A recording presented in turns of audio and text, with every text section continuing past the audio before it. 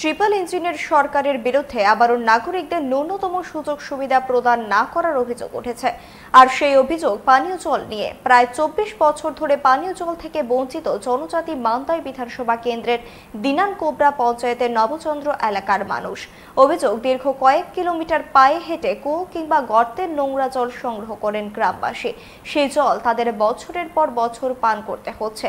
স্থানীয় পঞ্চায়েতে এই সমস্যার কথা জানিয়েও কাজের কাজ কিছুই হচ্ছে না। অবশেষে বাধ্য হয়ে তারা সংবাদ মাধ্যমের দ্বারস্থ হয়ে সমস্যার সমাধান করতে সরকারের দৃষ্টি আকর্ষণ করেন ভুক্তভোগী নাগরিকরা।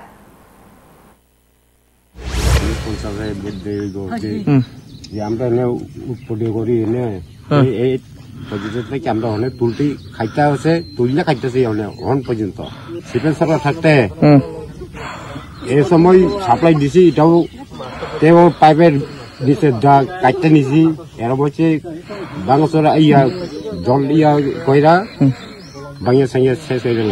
কইসু যদি নেতারা ইয়ে চেষ্টা না করলে যে আমরা পাবো কেমনে, জল ব্যবস্থা নাই আর সাপ্লাই ব্যবস্থা নাই, কারণ রেখে গেছে তো এখন পর্যন্ত না হলে কোন বছর হয়ে যায়।